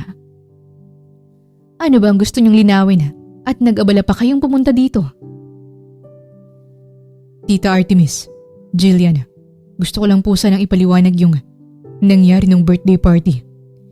Hindi ko po talaga intensyon na maitulak si Jill sa pool. Kung ganon, paano mo ipapaliwanag ang nangyari? Tanong ng Doña Artemis na mukhang hindi kumbinsido. Nagkatinginan muna ang mag-ina bago umayos ng upo si Jack at seryosong humarap sa Donya. Kasi po, ang totoo niyan, nainis ako ron sa binigay sa akin ni Jill na langka. Lingid po sa kaalaman niyo. Jackfruit po kasi ang totoo kong pangalan. Bahagyang napahawak sa kanyang batok si Jack. Halatang nahihiya sa kanyang inamin. Napatakip naman ang bibig si Jill matapos mabigla sa kanyang nalaman. Hala, totoo ba? Jackfruit ang pangalan mo? Oo, Jackfruit Ledesma, ang totoo kong pangalan. Madalas kasi ay Jack lang ang pagpapakilala ko dahil hindi ko gustong tinatawag sa pangalang Jackfruit. Naiintindihan naman kita. Kahit naman ako, ayokong tawagin sa ganyang pangalan. Pero, ano bang dahilan mo at ba't ayaw mo sa pangalan mo? Nagsimula yun nung mabuli ako sa school. Nung bata pa lang ako. Isang araw kasi noon, pinagtulungan ako ng mga kaklase ko at pinagbabato nila ako ng langka. Simula noon, hate na hate ko ng langka at ayoko na rin sa pangalan ko. Bakit naman kasi Jackfruit ang pinangalan mo, Cynthia? Akala ko ba, sosyal-sosyal ka, pero ba't hindi ka marunong pumili ng maayos na pangalan? Parang pinaglaruan mo lang ang anak mo. Sa langka ko kasi pinaglihi. Tapos ang tarantado ko pang asawa noon ang nagdesisyon na ganun ang ipangalan ko sa kanya. Hindi ka man lang tumutol sa dati mong asawa. Sa mahal na mahal ko noon ng loko, kaya naging sunod-sunuran ako. Kung alam ko lang na lolokohin lang ako noon, di na sana ako nagpauto. Nagsisisi tuloy ako at lalo na't nadamay pa ang kapakanan ng anak namin sa katangahan ko. Kaya patawarin niyo po ako sa nagawa ko. Napuno o na-offend lang talaga ako nun, Jill. Kaya hindi ko na nakontrol ang sarili ko. Narealize ko lang na mali ang ginawa ko nung nahulog ka na sa pool. Jack, okay lang. Naintindihan ko naman. Isa pa, maayos ka namang tumatanggi noon pero ako itong pilit ng pilit. Gusto ko ring sabihin na wala akong sama ng loob sa'yo. Salamat sa pag-unawa mo, Jill. Malaking bagay yun para sa akin. Dahil napatawad ka na ng anak ko, hindi na ako kukontra doon. At saka gusto ko rin kitang pasalamatan dahil nasabi na sa akin ni Jill na ikaw ang tumulong sa kanya nung pinahiya siya, minaliit at pinagtulungan ng mga bisita ko. Napawi ang tensyon sa sala ng sandaling yon. Artemis, pasensya na rin sa lahat. Alam kong nagkamali kami sa paraan ng pagtrato noon kay Jill. Naintindihan ko, basta't sana, malinaw na sa atin na wala nang gantong insidente sa hinaharap. Salamat po, Tita Artemis. Salamat, Jill. Walang anuman, Jack. At salamat din sa pagpapakatotoo mo. Ngayon, malinaw na ang lahat. If that's the case, would it be alright if we became friends? Hiling ni Jack. Sabay lahad ng kamay nito sa harap niya. Napatingin naman sandali si Jill doon bago niya ito kinuha at nakipag-shake hands. Oo naman, wala namang masama kung magiging magkaibigan tayo. The honor is mine, Jill. Allow me to properly introduce myself. I am Jack Fruit Ledesma, but please, call me Jack. I'm 28 years old, and I am the owner of Vanguard, a luxury brand specializing in precision timepieces and handcrafted leather goods for the modern gentleman. Nice to meet you, Jackfruit. Jack. Matapos yun ay parehong natawa ang dalawa. Kaya maging ang mga nanay nila ay napatawa na rin. I'm looking forward to the possibility of collaborating with Luna. I think combining Vanguard's craftsmanship with your designs could be something truly remarkable, especially for couples. Oo nga no, magandang idea yan. Hayaan mo, pag-uusapan namin ni Mama tungkol dito. Tumangon naman si Doña Artemis at bahagyang ngumiti. Napunta na lang din naman tayo sa usapan na yan. Gusto ko rin magpasalamat sa iyo, Artemis, kasi hindi mo inalis ang kapatid ni Jack bilang ambassadress ng Luna. Ipinakiusap sa akin yun ni Jill. Besides, wala namang kinalaman ng anak mo si Athena sa issue. Ilang sandali pa silang nag-usap hanggang sa nagpa siya ng mag-ina na umalis dahil may asikasuhin pa raw ang mga ito. Nang tuluyan ng makaalis ang mag-ina, hinarap ni Doña Artemis ang anak. Jill, anak, aaminin ko, hindi pa ako gaanong kumbinsido sa biglang pakikipagmabutihan ng mag-ina na yun. Sa panahon kasi ngayon, mahirap magtiwala ng basta-basta. Sandaling napaisip si Jill hanggang sa ma-realize niya na may punto ang ina. Opo, Ma'am, naintindihan ko po kayo. Alam kong nag-iingat lang po kayo para sa atin at para sa kapakanan ng Luna. Kung ganon, mas makakabuti siguro kung ipagpapatuloy mo ang pakikipagkaibigan kay Jack, habang ako naman ay makikipagmabutihan kay Cynthia. Kailangan nating malaman kung meron ba silang hidden agenda laban sa atin. Sige po, Ma'am, kung yan po ang makakabuti. Tama yun, anak. Ngunit siguraduhin mo nga mag-iingat ka. Hindi ko kakayanin kung mapapahama ka. Wala kang dapat ipag-alala, Mom. Hindi ko po ipapahamak ang sarili ko dahil gusto ko pang mabuhay na matagal kasama ka. Ngumiti ng kay tamis si Doña Artemis. Bahagyang napawi ang alalahanin sa kanyang dibdib. Isa't kalahating buwan ang lumipas mula nang madalas na makipagkita si Jill kay Jack para alamin kung merong hidden agenda ang mga ito. Ngunit sa loob ng panahong yon, wala ni isa mang kahina-hinalang kilos na napansin si Jill mula sa binata. Sa halip, mas lalo pa niyang nakilalang isang Jack na masipag, mabait, caring, at higit sa lahat, ang pagiging hardworking nito. At yun ang mas lalong ikinagulo ng isip ni Jill. Wala siyang makitang bahid ng masamang intensyon mula sa binata. Wala ring sinyalis na may tinatagong agenda si Jack laban sa kanila ni Doña Artemis o sa Luna. Hanggang sa isang araw, bigla na lang siyang inaya ni Jack na pumunta sa isang private beach villa na pagmamay-ari nito. Pagdating nila roon, agad na bumungad kay Jill ang sariwang hangin, ang mga puting buhangin, ang tahimik na hampas ng alon, at ang simple ngunit eleganteng villa. Sa harap nito ay may isang seaside veranda, kahoy ang sahig, may maliliit na ilaw na nakasabit, at tanaw mula rito ang malawak na dagat. Habang nauupo sila roon sa veranda, hindi na napigilan ni Jill na magtanong. So, bakit dito mo ko naisipang dalhin? 'Cause why not? Tahimik dito. Walang manggugulo sa atin. Just us and the sea. At saka gusto ko ring bumawi sa'yo. Bumawi? Para saan? Halos 1 linggo akong hindi nagparamdam sa'yo eh. There were issues at Vanguard that I had to personally fix. But more than that, I wanted the chance to get to know you, the deeper you, and also to set aside work, life's pressure, and everyone's expectations, even just for a while. Napatitig si Jill sa binata ng ilang sandali bago siya malawak na napangiti. Kung ganon, may idea ko. Bakit hindi tayo maglaro? Laro? Anong laro? Natatawang tanong ni Jack sa pagiging random niya.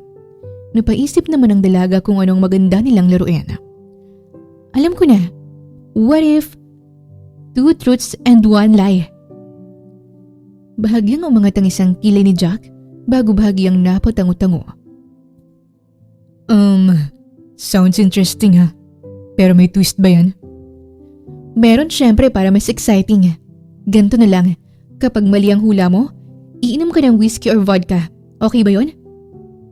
Oh, okay. Paano naman kapag ikaw ang mali? Wala syempre. That's unfair. But of course, I wouldn't let you drink alcohol. I promised Tita I'd make sure you get home safely. And in one piece. O sige, ano na lang ang iinumin ko? Tubig? Juice? Coffee? Sandaling napaisip si Jack. Hanggang sa napangiti ito, na tila may naisip na mas maganda. How about a nice matcha latte instead? Ang daya! Alam mo namang ayoko ng lasa ng matcha. Parang damo. Come on, Jill. That's the challenge. Oo na, sige na nga. Fair enough, right? Mahinang natawa ang binata. Sabay pa nga asar sa kanya. Umalis din muna sandali ang dalawa para bumili ng mga iinumin nila. At pagkabalik, agad nilang sinimulan ng laro. Okay, ito na ang choices. Una, nahulog ako mula sa puno ng mangga nung bata pa ako. Pangalawa, may balat ako sa puwet. At pangatlo, nung high school pumasok ako sa school na wala pala akong suot na panty. Natawa naman si Jack sa mga pamimilian. I guess the lie is the third one. Wrong. Yung pangalawang lie. Wala akong balat sa puwet. Hindi ako tako kamalasan, no? So it's true na pumasok ka sa school na walang suot na undies. Oo, hindi lang 1 beses. 3 pa nga yata yun eh. Matapos yun, ay tawa sila ng tawa sa inamin ni Jill. Kaya naman napuno ng masayang tawanan nila ang veranda. Oops, wag mo lang idaan sa tawa. Kailangan mo nang uminom. Agad niyang inabot ang isang plastic cup ng alak kay Jack. Punong-puno yun pero walang choice si Jack kundi ubusin. Round after round, mas dumami ng basong nauubos ni Jack. Kaya pansin na rin itong tinatamaan na ng alak. Pero sa kabila nun, ay nagpatuloy pa rin sila sa paglalaro. Okay, my turn. The choices are: first, kumain ako ng donut kahit 2 linggo nang expired. Second, nung nag-away kami ng kapatid ko, sinawsaw ko sa inidoro yung toothbrush niya para makaganti. And third, nag-drunk call ako nun sa ex ko. Layong pangalawa. Mabilis at kumpiyansang sagot ni Jill. Naisip niya kasi na sino ba namang matino ang gagawa nun sa sariling kapatid. Wrong again. The lie is definitely the last one. Come on. You know I've never had an ex. Oo nga pala. Pero ibig sabihin nun, totoong sinawsaw mo sa inidoro yung toothbrush ni Athena? Yeah. At hindi niya pa rin alam hanggang ngayon ang tungkol doon. Yuck! Kadiri ka naman. Kawawa si Athena sa'yo. Nakakatakot ka palang bilang kapatid. Nagpatuloy pa sila sa paglalaro at halos nakaubos pa si Jack ng 8 shots dahil madalas mali ang hula nito. Kaya naman tuloy na itong nalasing ng sobra. Hindi na nagsasalita at nakayuko na lang ang ulo. Sa tingin ko, enough na to. Ha? Maglaro pa tayo. Last round na lang. Hindi pa nga ako nakakabawi eh. Kontra nito na hindi na makapagsalita ng maayos dahil sa kalasingan. Huwag ka nang kumontra dyan. Next time na lang ulit. Panay pa ito sa pag-aya pero hinayaan na lang ni Jill. Tinulungan niya na lang itong tumayo at inalalayan papasok ng villa. Pagdating sa may sofa, halos bumagsak si Jack doon dahil bigat na bigat si Jill sa kanya. Nang maihiga niya ng maayos sa sofa ang binata, doon na napangiti si Jill. Success din ang plano. Naisahan kita ron, Jack. Bulong ni Jill sa sarili. Pagkatapos ay bahagya niyang niyugyug ang binata para tiyaking gising pa ito sa kabila ng kalasingan. Jack, may itatanong ako sa'yo. May masama ba kayong binabalak ni Madam Cynthia laban sa akin? Sa mom ko? O kaya sa Luna? Sunod-sunod na tanong ni Jill. Ito ang tunay niyang pakay kaya niya nilasing ang binata. Naisip kasi ni Jill na kapag tinanong niya ito ng lasing, hindi nito makokontrol ang sarili. At masasabi nito ang hinahanap niyang sagot na hindi ito nag-aalangan. Sa kabila nun, napakunot ang noo ni Jack. Tila pilit inuunawa ang tanong. Anong ba inabalak? Sino ka ba? Anong ginagawa mo sa kwarto ko? Sagutin mo na lang. May plano ba kayo? May gusto ba kayong kunin sa amin? Balak niyo ba kaming pabagsakin? May lihim ba kayong galit sa mga ardyente? Ardyente? Kilala mo bang mga ardyente? May balak ka bang masama sa kanila? Mabubuti silang tao. Wag na wag mo silang gagawa ng masama. Lalong-lalo si Jillian. Kung hindi, ako ang makakalaban mo. Natigilan si Jill sa narinig. Napagtanto niya na kung ayaw ni Jack na may gumawa ng masama sa pamilya nila, ibig sabihin, wala talaga itong binabalak na masama. At sa halip, gusto pa nitong protektahan ang pamilya nila. Umalis ka na ba? Takot ka naman pala eh. Kapag nalaman kong sinaktan mo si Jill, ang babaeng mahal ko, humanda ka sa akin. Nanlaki ang mga mata ni Jill sa gulat dahil sa narinig. Anong sabi mo? Bakit nandito ka pa rin? Pwede ka bang umalis ka na? May binabala ka sa akin oh. Umalis ka na. Si Jill lang ang mahal ko. Siya lang ang gusto kong makasama. Natutorpe lang akong umamin. Pero mahal ko siya. Hindi makapaniwala si Jill sa kanyang mga nalaman. Kaya ilang sandali siyang natahimik. Ulitin mo nga ang sinabi mo? Mahal mo ba talaga ako? I mean, si Jill? Ngunit nang sandaling itanong niya yon, hindi na sumagot ang binata. Sinabukan pa niya ng isang beses, ngunit nakatulog na rin talaga ito ng tuluyan. Natulala na lang si Jill dahil doon. Hindi niya inaasahan na sa paghahanap niya ng sagot tungkol sa inaakala nilang masamang balak nito laban sa kanilang pamilya, ibang revelasyon ang kanyang malalaman. Mula noon, habang mas tumatagal ang paglapit ni Jill kay Jack, unti-unting nahuhulog ang loob niya sa kabutihang pinapakita nito. Isang kabutihang taliwa sa lahat ng akala nila. Hindi nagtagal, hindi na nakatiis ang binata, kaya inamin na nito ang tinatagong nararamdaman para sa kanya. At lakas loob itong nagtanong kung maaari ba siya nitong ligawan. Hindi naman tumutol si Jill at paglipas ng panahon, nagpatuloy ang panliligaw nito sa kanya.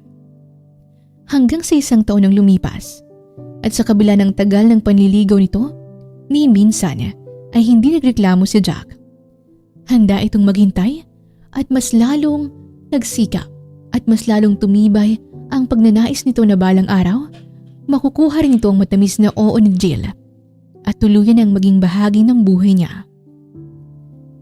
Hindi naman sinasadya ni Jill na patagalin ang panliligaw nito sa kanya. Pero sa kabila ng katotohanang may nararamdaman din siya para kay Jack, gusto niyang kapag sinagot niya ito, wala nang bawian at sigurado na siyang ito na ang una't huling lalaki na iibigin niya. Ito na ang magiging ama ng kanyang mga anak at ang lalaki na nais niyang makasama sa pagtanda. Isang araw, hirap na hirap si Jack sa pagpili ng susuotin. Paikot-ikot lang siya sa walk-in closet. Pinipilit isipin ko anong pinakaangkop na suotin sa espesyal na okasyon ng kanyang minamahal na si Jill. Athena, quick question. Mas bagay ba sa akin tong white o itong navy blue na tuxedo ko? Napabaling naman sa kanyang kapatid at kasalukuyang nagme-makeup. Tingin ko, bagay naman lahat sa'yo kuya. Pero mas preferred ko yung white. Mas na magmumukha kang fresh at malinis tingnan dyan. Mas eye-catchy din. At for sure, mag-stand out ka sa crowd. Okay. Sa palagay mo, anong hairstyle ang bagay sa akin? Messy, curtain bangs o slick back? Para sa akin, slick back na lang kuya. Mas elegante at bagay sa tux mo. Plus, mas lalabas yung sharpness ng features mo. Good. Sa perfume naman, ano sa tingin mong mas bagay? Itong woody, itong musky scent ko, o itong citrus para fresh ang vibe?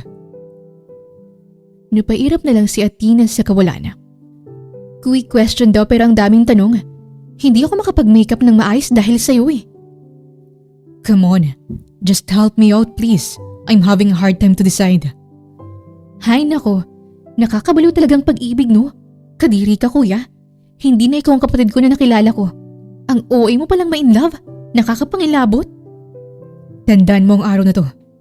Kapag ikaw tinamaan din ng ligaw na panan ni Cupido, tapos mas baliw ka pa pala kesa sa akin, pagdating sa pag-ibig, tatawan talaga kita. Nye. I'm scared kuya. Akin na nga yung mga perfume mo. Natatawang ibinigay ni Jack ang mga bote nito. Isa-isa namang inamoy ni Athena ang mga scents nito at seryosong pinagkumpara ang bawat isa. Itong citrus na lang kuya, dahil white ang suot mo. Mas babagay yung malinis at preskong amoy nito. Hindi overpowering yung amoy, pero malakas ang dating. Sakto sa overall look mo. Sigurado ka ba sa mga pinili mo ha? Oo naman, ako pa ba? At saka kailangan ba talaga perfect? Remind ko lang sa'yo birthday pa lang to ni Ate Jill. Hindi niyo pa kasal. Kung darating man kayo ron. Pero ngayon pa lang, sumasakit ng ulo ko sa'yo. What more pa kaya kapag dumating na ang araw na yon? Gosh, kinakabahan ako para sa buhay ko. Gusto ko lang talagang maging unforgettable sa paningin ni Jill. Tonight is her night. I can't let any other guy outshine me, especially sa kaarawan niya. For sure, maraming lalaking aaligi doon. Okay. Chill ka lang. Sa gwapo mong yan, dapat hindi ka na kinakabahan eh. Kung ako nga si Ate Jill, matagal na kitang sinagot. Wow, bigla akong pinuri. May kailangan ka no? May kailangan agad? Hindi ba pwedeng pinagmamalaki ko na lang na may kapatid akong gwapo? Naks, bago sa'yo yan Okay. Totoo rin naman.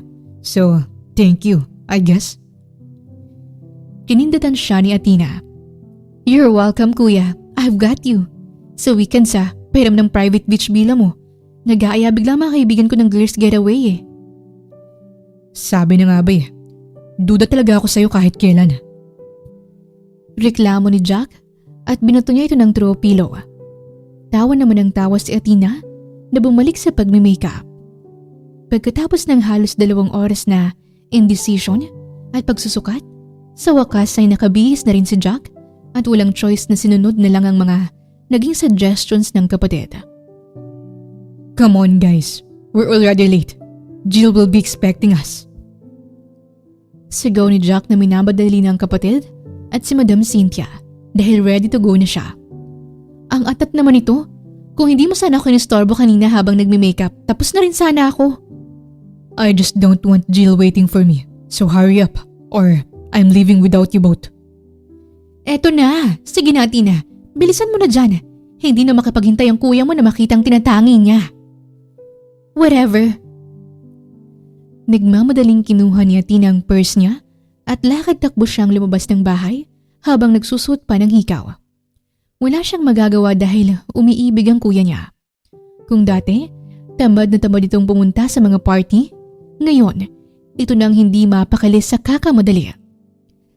Halos pali pa rin ni Jack ang sasakyan kaya mabilis silang nakarating sa mansyon nila Doña Artemis. Pagkapasok sa loob, hinanap agad ni Jack ang dalaga. Ngunit nang makita niya itong kasalukuyang pababa ng hagdan at nang magtagpo ang kanilang mga mata, para bang nag-slow motion ang paligid niya. Suot ni Jill ang isang midnight blue na gown na may disenyong galaxy o kalawakan. Ang buhok niya ay naka-soft curls at ang mga mata niya ay kumikislap sa tuwing tatamaan ng ilaw mula sa chandelier. Habang si Jack ay halos manigas sa kinatatayuan, hindi siya makapaniwala sa nakikita na para bang may bumababa na anghel mula sa langit. At nang tuluyang makalapit sa kanya si Jill, pakiramdam niya ay mabibingi siya sa malakas na pagtibok ng kanyang puso. Wow, Jill. You're insanely beautiful. I swear. Even the stars look dim standing next to you. Grabe naman to makapag-compliment. Parang hindi tayo nagkikita ng madalas ah. Biro ni Jill na para bang hindi ito naapektuhan. Ngunit hindi nagsisinungaling ang pisngi nitong mas namula na lalo dahil sa hiya at kilig. Samantala, nakatitig lang sa kanya si Jack at hindi na nakapagsalita. Ano, magtititigan na lang ba tayo rito? Sorry, I'm speechless right now. I mean, you're always beautiful. But tonight, you look like you were made to stop time. Para namang sirato, baka sa kaka-compliment mo, nalaglag na ang panty ko. Sige ka. Pareho silang mahinang natawa. Maya-maya sumeryoso si Jack at nilahad niya sa harap ni Jill ang isang palad. Would you do the honor of a dance? Tonight feels like the perfect moment for it. Hindi naman nagdalawang isip si Jill at agad na pinatong sa palad niya ang kamay nito. Sabay silang lumakad patungo sa gitna kung saan ang musika ay mahinang tumutugtog. Habang nagsasayaw at sumasabay sa bawat ritmo ng musika, pinapaulanan pa rin ni Jack ng mga compliment si Jill. Hindi niya mapigilan ang sarili na ipahayag ang paghanga sa bawat detalye ng dalaga. I have a little something for you. Huminto muna sila sandali sa pagsasayaw at kinuha ni Jack ang maliit na kahon sa bulsa. Nang buksan niya ito, tumambad sa dalagang kumikinang na gold necklace. Happy birthday, Jill. I saw this and immediately thought of you. I hope it always reminds you how special you are to me. Thank you. Sobrang ganda nito. I don't even know what to say. Can I put this on you? Mabilis namang tumango si Jill. Nang tumalikod na ito, ay dahan-dahan niyang hinawi ang buhok ng dalaga at maingat itong inilagay sa leeg nito. Pagkatapos ay muli nang humarap sa kanya si Jill na may banayad ng ngiti sa mga labi. It looks perfect on you. Just like I knew it would. Nagpatuloy sila sa pagsasayaw. Napahigpit ang hawak ng mga kamay ni Jill na nakapalibot sa batok ng binata. Dahilan para mas maglapit ang kanilang mga muka. Jack, I have something for you as well. Really? What is it? Yes ang sagot ko. Naguluhan naman ang binata. Kahit may naisip na rin siya kung ano ang tinutukoy nito, gusto niya pa rin makasigurado kaya hindi siya makapag-react agad. Anong ibig mong sabihin sa yes? Ngumiti muna si Jill bago tumango-tango. Nakapag-desisyon na ako. Matagal ko na nga dapat na ginawa to pero naisip ko na mas magiging memorable kung ngayong araw ko sasabihin. Pumapayag na ako, Jack. Pumapayag na ako maging tayo. Napahinto si Jack sa kanyang mga hakbang. Para bang tumigil ang oras sa paligid nila. Tinitigan niya si Jill ng buong puso. Hindi pa rin makapaniwala sa narinig niya. Wait, Are you serious, Jill? We're really together now? I didn't hear that wrong, did I?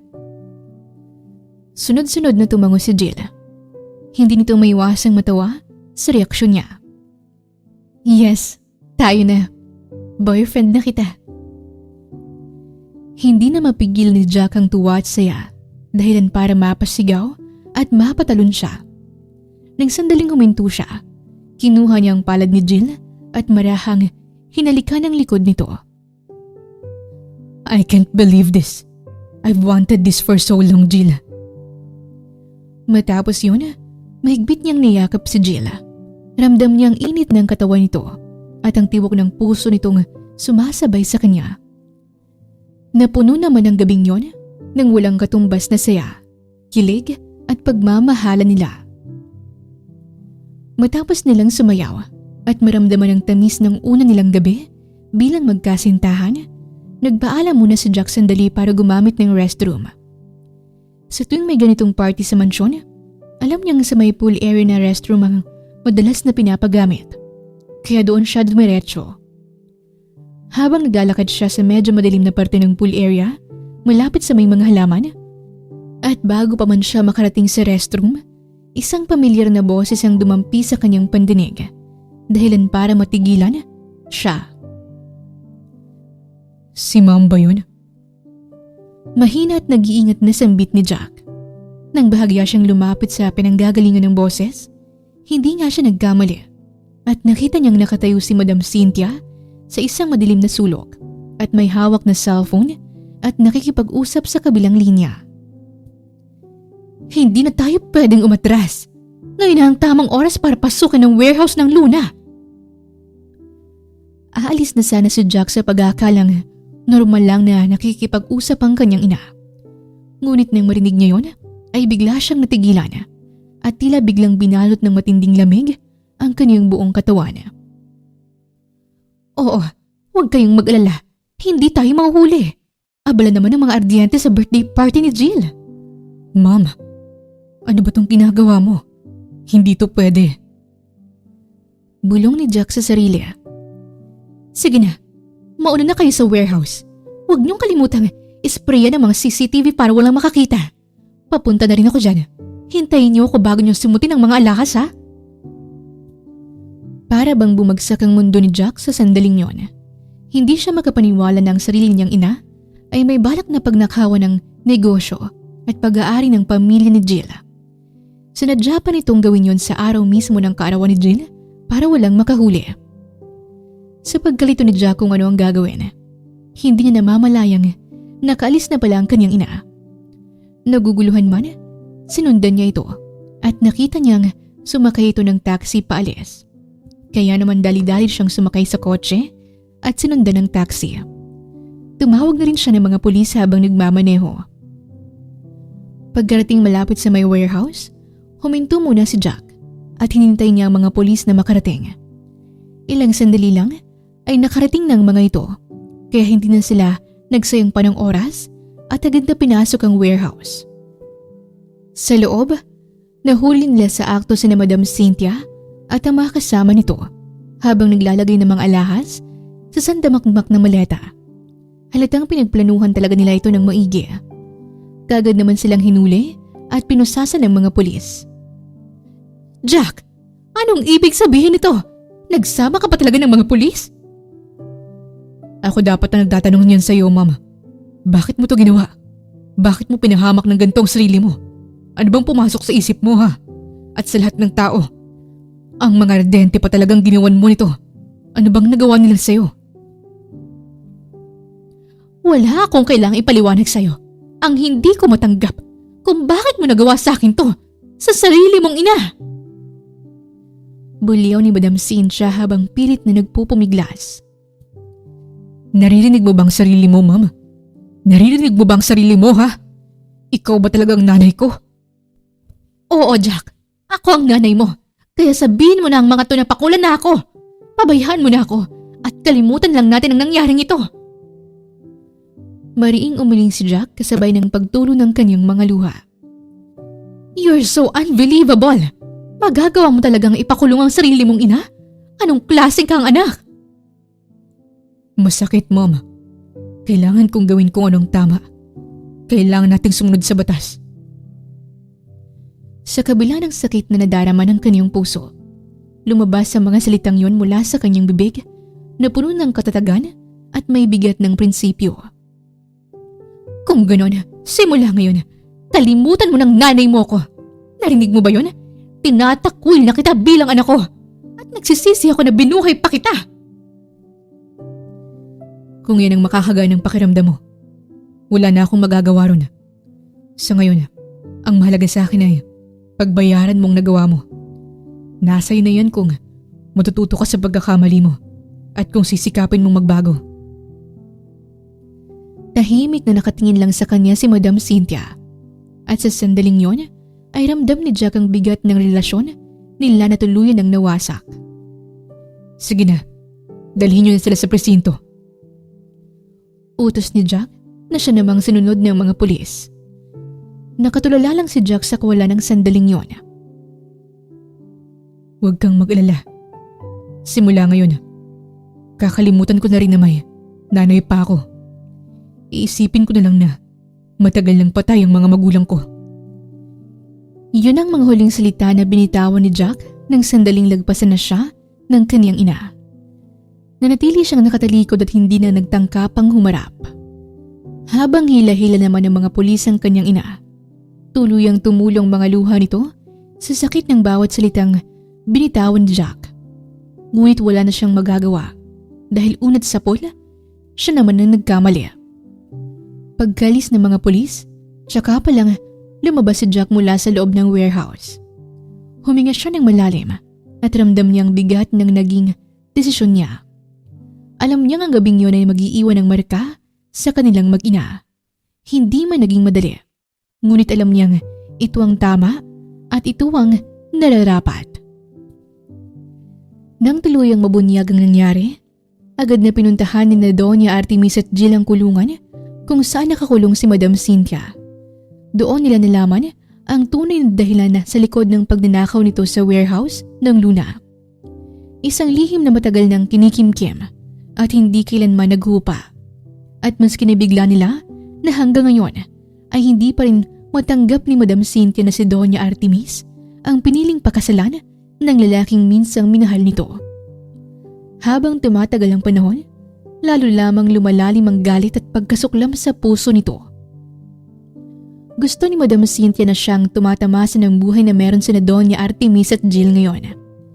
Hindi pa rin ito nakokontento sa sariling tagumpay at sa magandang buhay na nabigay sa kanya ni Jack. Ang inggit at galit nito ay tila walang hanggan. Kaya ganoon na lamang ang naging kilos at desisyon nito na nakatuon lamang sa pansariling kapakinabangan at walang pakundangan sa tama o mali. Sa kabila ng lahat ng iyon, nanatili namang mahinahon at maayos ang pakikitungo ni Doña Artemis at Jill kay Jack. Hindi nagkimkim ng galit ang dalawa. Sa halip, mas nanagi ang pasasalamat at pagmamalasakit nila. Batid nilang hindi naging madali ang desisyon ni Jack na isuko ang sariling ina kapalit ng katotohanan at katarungan. Doon nila napatunayan na ang binata ay may mabuting puso, matibay na prinsipyo at may malasakit na taliwas sa mga kasalanang nagawa ng ina nito. Ang kanyang tapang at prinsipyo ay nagsilbing patunay na may mga tao pa rin naninindigan para sa tama kahit gaano kasakit ang personal na desisyon. Ang kapatid naman ni Jack na si Athena ay nasa ibang bansa na. Doon ito nag-aaral upang buuin ang sariling pangarap. Subalit hanggang ngayon, hindi pa rin ito napapatawad ang sariling ina. Sariwa pa rin sa kanyang pait ng katotohanan na siyang naging dahilan kung bakit siya umalis sa Luna bilang ambassadress.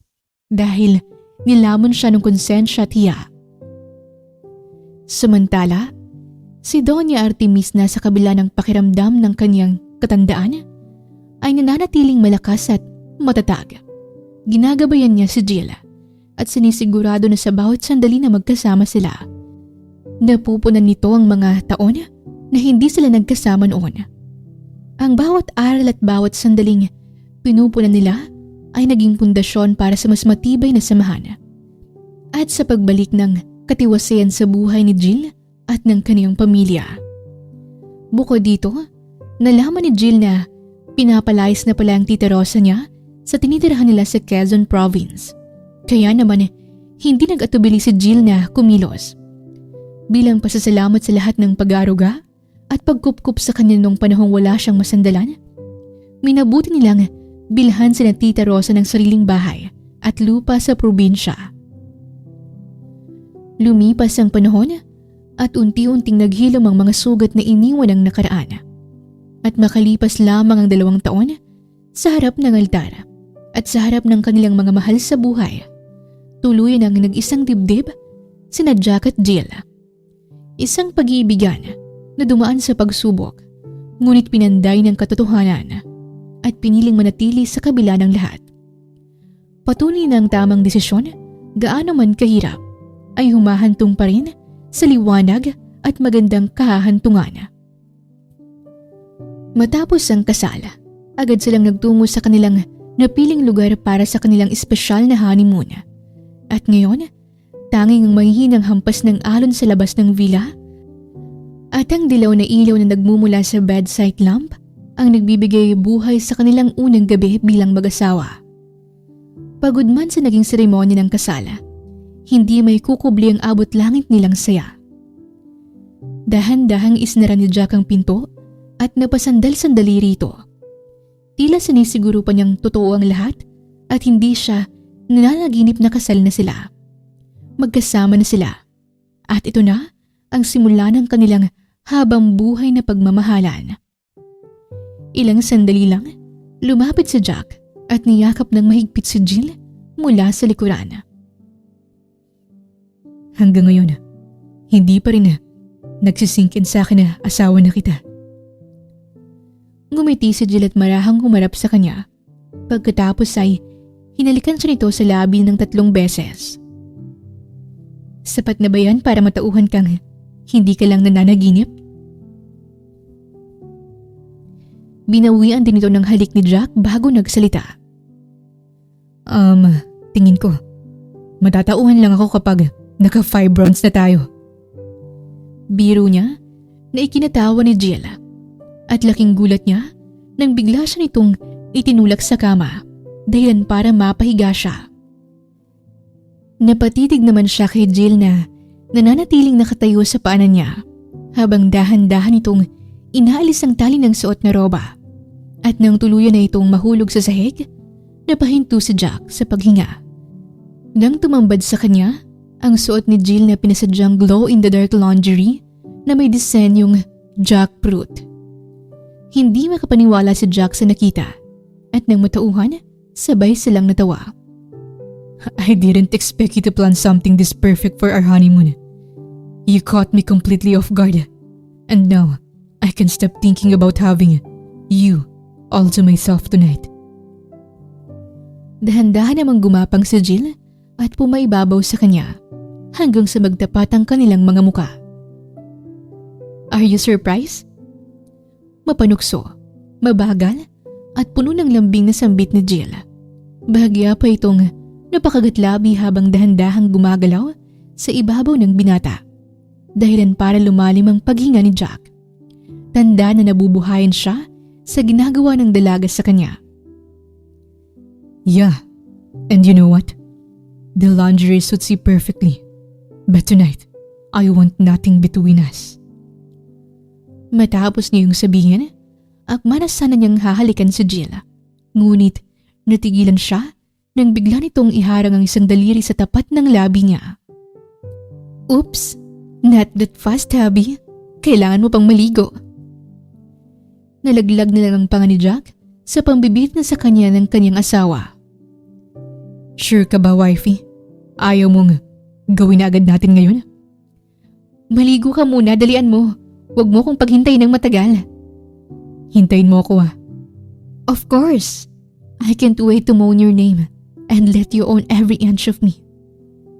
Nang marinig yun ni Jack, halos madapa siya sa pagmamadaling pumasok sa banyo. Tila batang excited sa unang field trip.